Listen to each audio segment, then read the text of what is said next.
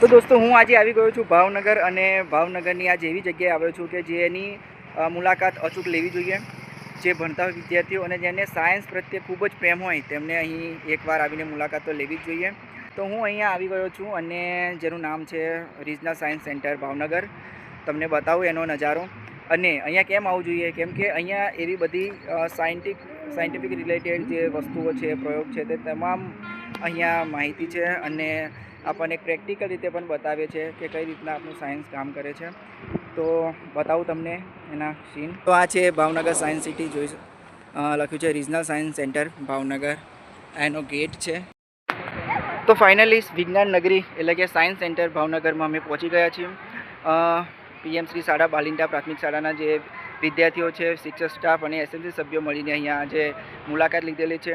એક દિવસીય આ મુલાકાતમાં આજે જે પહેલું ભાવનગરની આ ટ્રીપ હતી અને તે એક્સપોઝર વિઝિટ દરમિયાન પ્રથમ જે સ્થાન આપણે જે સ્થળ રાખ્યું છે તે રિજનલ સાયન્સ સેન્ટર ભાવનગર છે અને એના પ્રાંગણમાં આજે હું અહીંયા ઊભું છું। તો ખરેખર ઘણું મોટું આ સેન્ટર છે અને અંદરથી હજુ જોયું નથી, બહારથી અહીં પહોંચ્યા છે।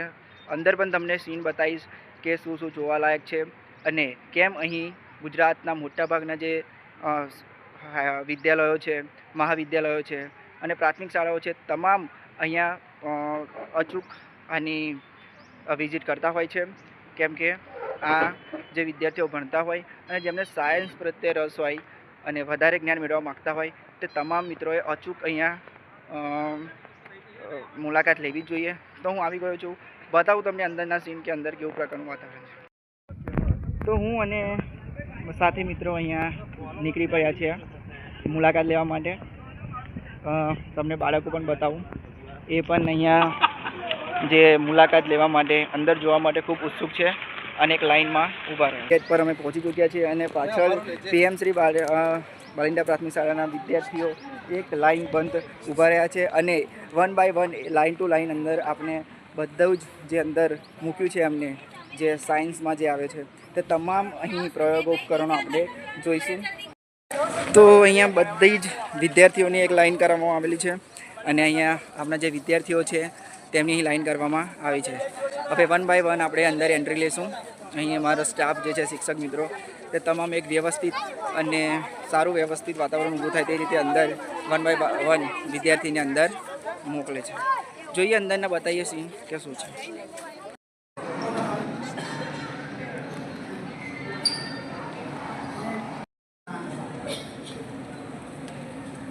હું છું અત્યારે સાયન્સ સિટીમાં ભાવનગર અને પાછળ જોઈ શકો છો કે વિદ્યાર્થીઓ જે આવે છે તે તમામ વિદ્યાર્થી અહીં કંઈક ને કંઈક જાણવા માટે આવે છે। સાયન્સ રિલેટેડ જે વસ્તુઓ છે, જે શોધ છે, જે પ્રયોગો છે તે અહીંયા સમજવા આવ્યા છે। તો થોડી વારમાં આપણે જાણીએ કે શું અંદર કેવા પ્રકારના બધા વસ્તુઓ છે, પ્રયોગો છે। फोटो देखना छोड़।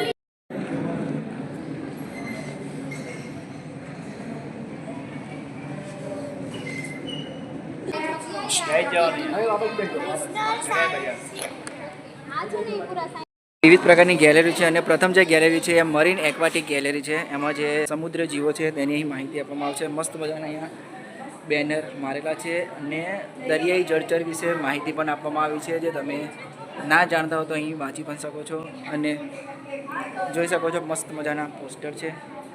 સામે વિવિધ પ્રકારની માછલીઓ છે જે આપણે કદાચ જ જોઈ હશે। એક અલગ પ્રકારની માછલી છે, રોટલા માછલી, જોઈ લો, જે કદાચ આપણે જોવાનું અહીં મળે છે, બહાર તો મળે જ નહીં આ।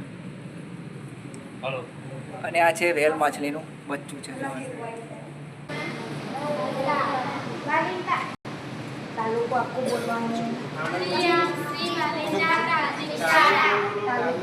તો અહીંયા પાછળ જે મેડમ છે તે વિદ્યાર્થીઓને પૂછે છે ક્યાંથી તમે આવો છો અને પોતાનું એડ્રેસ એવું પૂછીને પછી આગળ વિવિધ પ્રકારની જે માછલીઓ છે તેના વિશે સમજાવી રહ્યા છે। તો અહીં દરિયાઈ નિવાસન તંત્રની વિવિધ માહિતી અહીંયા આપેલી છે, એટલે જે બાળકો હોય જેમને ખબર ના હોય કે દરિયાઈ જીવસૃષ્ટિ કેવી રીતના અસ્તિત્વમાં આવી, તે તમામ માહિતી અહીંયા આપવામાં આવી છે અને બાળકો સ્ટેપ બાય સ્ટેપ શીખી શકે છે। તો આ પ્રકારની અહીં વ્યવસ્થા છે। તો બને જ ને કે આ જે આપણે સાયન્સ સેન્ટર છે તેનું મુલાકાત લેવી જોઈએ, અચૂક લેવી જોઈએ, જેથી કરીને પ્રેક્ટિકલી સમજો તો વધારે મગજમાં ઉતરે। તમે જોઈ શકો છો મારી પાછળ કે દરિયાઈ નિવસન તંત્ર કેવી રીતના અસ્તિત્વમાં આવ્યું તે સ્ટેપ બાય સ્ટેપ અહીં શીખવામાં આવેલું છે અહીં. અને જોઈ શકો છો વચ્ચે પણ એ મસ્ત મજાનું એક આપણે પિરામિડ બનાવવામાં આવેલું છે. અહીંયા જોઈ શકો છો કે દરિયાઈ આહાર શૃંખલા વિશે સમજાવવામાં આવ્યું છે. ગુજરાતી અને ઇંગ્લિશમાં પણ સમજાવવામાં આવ્યું છે, જેથી બહારના કોઈ વ્યક્તિ આવે જેમને ગુજરાતી સિવાયની લેંગ્વેજ ખબર ના પડતી હોય તો તે અહીંયા સમજી શકે છે. તો દરિયાની અંદર પણ જે માછલીઓ છે તે કેવી રીતના રહેતી હશે તેનું અહીંયા ઉદાહરણ પૂરું પાડ્યું છે. વચ્ચે ગેફર પણ આપેલી છે અને માછલી કેવી રીતના અહીં ફરે છે તો તમે માહિતી અહીંયા આપેલી છે. અહીંયા જોઈએ તો ગુજરાતમાં જોવા મળતી માછલીઓ અહીંયા આપેલી છે, જે આપણે ગુજરાતમાં મોટાભાગે જોઈ શકીએ છીએ, દરિયામાં જોઈ શકીએ છીએ. તમામની માહિતી અહીંયા આપેલી છે. બીજું શીરા માછલી છે, સફેદ ગાલવાળી માછલી છે, તેમજ સિલ્વર પાપલેટ, બ્લેક પાપલેટ માછલી, તમામ પ્રકારની માછલી જે ગુજરાતમાં જોવા મળે છે તે અહીં આપવામાં આવી છે. ત્યારબાદ જોઈએ તો અહીંયા ઓક્ટોપસ છે. ઓક્ટોપસની જે વિશેષતાઓ છે તે અહીંયા આપેલી છે અને એનું એક મસ્ત મજાની રેખાકૃતિ અહીંયા બતાવવામાં આવી છે.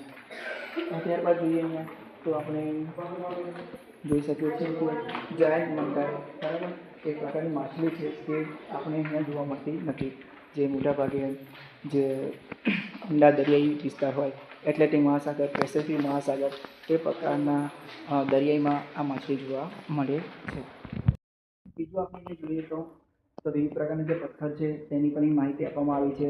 અને બીજું ખાસ એ છે કે અહીં દરિયામાં જે સૂક્ષ્મજીવો છે તેની અહીં મસ્ત મજાની રેખાકૃતિ સાથે માહિતી આપવામાં આવેલી છે. તો અહીંયા તમે પાછળ જોઈ શકો છો કે વિવિધ પ્રકારના જે સૂક્ષ્મજીવો છે તેની અહીંયા રેખાકૃતિઓ આપેલી છે. આકૃતિઓ સાથે સમજાવવામાં આવ્યું છે કે કયા પ્રકારના સૂક્ષ્મજીવો આપણે દરિયામાં જોવા મળે છે. આપણે અહીંયા જે ગુજરાતમાં જોઈએ છીએ, જે આમતોર પર જોવા માંગતા હોય તે જ ફક્ત સૂક્ષ્મજીવો નથી, તેના સિવાય ઘણા બધા સૂક્ષ્મજીવો એવા છે જેનાથી આપણે અજાણ છીએ. તે પ્રકારની અમીબા છે, પછી વિવિધ પ્રકારની જે સૂક્ષ્મજીવો છે જે જેમાં આપવામાં આવે છે. જોઈ શકો છો તમે. પછી દરિયામાં પૃષ્ઠવંશીય પ્રજાતિઓ હોય છે અને અપૃષ્ઠવંશીય પ્રજાતિઓ હોય છે. તેનું પણ મસ્ત અહીં ચિત્ર દ્વારા સમજાવવામાં આવ્યું છે. કે જોઈ શકો છો કે આ જે પાછળ દેખાય છે તે તમામ પૃષ્ઠવંશીય અને અપૃષ્ઠવંશીય દરિયાઈ જીવો છે, બરાબર છે. જેમાં તમે જોઈ શકો છો કે ઓક્ટોપસ, પછી સ્ટારફિશ છે, કેટલફિશ છે, તે બધી જ અપૃષ્ઠવંશીય પ્રજાતિઓમાં આવે છે. અને અહીંયા બીજી તમે જોઈ શકો છો કે એટલું સરસ મજાનું આપનું વધારે જાણવાની ઉત્સુકતા થાય તે પ્રકારની અહીંયા રેખાકૃતિઓ આપવામાં આવી છે, બરાબર છે. તો અહીંયા લઘુન સરોવરનું પણ એક ચાર્ટમાં દર્શાવવામાં આવ્યું છે. લઘુન સરોવર એટલે કે એવા સરોવર જ્યાં ખારા પાણી હોય, બરાબર. ખારા પાણીના સરોવરની અંદર એક બેનર બનાવવામાં આવ્યું છે. કઈ રીતના રચાતા હોય લઘુન સરોવર તેની પણ અહીંયા સરસ મજાની માહિતી આપવામાં આવી છે. તો આ પ્રકારની માહિતી અહીંયા સાયન્સ સેન્ટર ભાવનગરમાં આપવામાં આવી છે. જે પ્રેક્ટિકલી તમે જુઓ તો ખરેખર મગજમાં સરળ રીતે ઉતરે.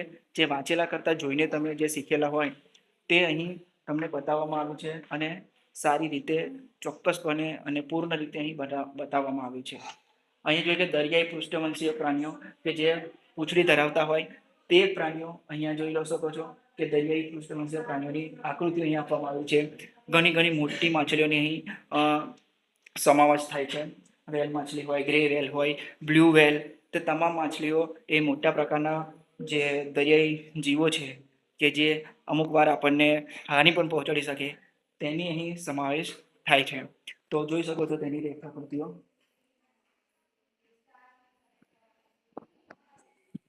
ત્યારબાદ અહીં અપૃષ્ઠવંશીય જોયું, પૃષ્ઠવંશીય જોયું. હવે ત્યારબાદ છે અહીં ચોપગા જે સૂક્ષ્મજીવો છે દરિયામાં. ચોપગા એટલે જો અહીંયા 4 પગ ધરાવતા હોય, અહીંયા કાચબો છે, તેના દ્વારા અહીંયા દરિયાઈ ચોપગા જીવોની માહિતી પણ આપવામાં આવી છે આપણને.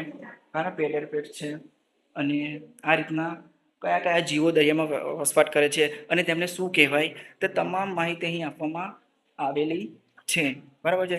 તેમજ પરવાળા જે જીવો છે તેની પણ માહિતી અહીંયા આગળ આપવામાં આવી છે કે કોને પરવાળા કહેવાય. આ બધું જ આપણે વિજ્ઞાનમાં ભણવામાં આવતું હોય છે અને ત્યાં ખાલી વ્યાખ્યાઓ લખેલી હોય છે. પરંતુ પૃષ્ઠવંશીય, અપૃષ્ઠવંશીય, ચોપગા, પરવાળા પ્રાણીઓ કોને કહેવાય, ગ્રે વેલ, બ્લુ વેલ કેવી હોય એ ફક્ત ચોપડીમાં વ્યાખ્યા સ્વરૂપે લખેલું હોય છે. અહીં તમને પ્રેક્ટિકલી બતાવવામાં આવે છે કે આને પૃષ્ઠવંશીય કહેવાય.